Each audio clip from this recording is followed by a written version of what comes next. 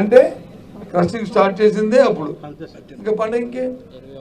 ఈ లోపు వచ్చి పండిన పంట వచ్చి పొలాల్లోనూ మనకు తెలుసు మాసం ఎండకు వచ్చి ఎండి దాంట్లో తగ్గి దాంట్లో తేమ తగ్గిపోయి వాటికి ఎంత నష్టం వస్తుందో. అది కాక మళ్ళీ వస్తే ఇక్కడ ఒక వారం రోజులు ఇక్కడ ఎండలో పెట్టి ఉంచుకోవాలి పరిస్థితి.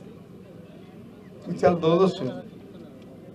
గొప్పలు చెప్తున్న ఈ నాయకులు, అధికార పార్టీలో ఉన్న నాయకులు, మంత్రులు, ముఖ్యమంత్రులు చాలా ఇప్పటికైనా ఆలోచన చేస్తే బాగుంటుంది. అడిగా అంతకుముందు నేను మంత్రి ఉండేవాడిని, అమరావతి ఇండస్ట్రీ మినిస్టర్ ఉండేవాడు, దీనికి కన్సర్న్ మినిస్టర్ ఉండేవాడు, మన నాయుడు గారు వచ్చి డిప్యూటీ సీఎం ఉండేవాడు, ఈయన వచ్చి లోకల్ స్థానిక శాసనసభ్యుడిగా ఉండేవాడు.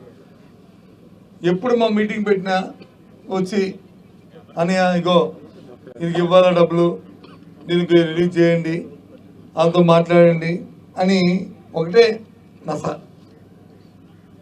అలాగే మొత్తం మీద ఏదవుతుందని నాకు తెలిసి ఒక 80 నుంచి 90 కోట్ల రూపాయల వరకు రిలీజ్ చేయించాం.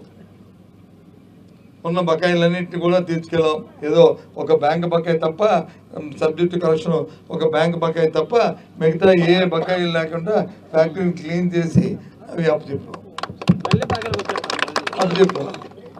మాకు తెలిసి. మళ్ళీ రైతులకు వచ్చి వాళ్ళకి ఇవ్వాలంటే బకాయి, రైతులకి పేమెంట్లు ఇవ్వాలంటే మళ్ళీ దానికి అప్పు ఉంటుంది. ఎప్పుడైనా అప్పు పడితే ఎలా పడుతుంది? ఆ రైతుకి బకాయి, ఆ ఫ్యాక్టరీ బకాయి లేకుండా ఉండి ఆ ఫ్యాక్టరీ న్యాయం జరిగితే ఉంటుంది.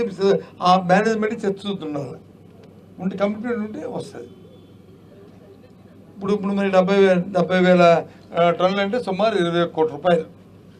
21 కోటి 3,000 లెక్కన వేసుకుంటే 70,000 × 3,000 అంటే 21 కోటి.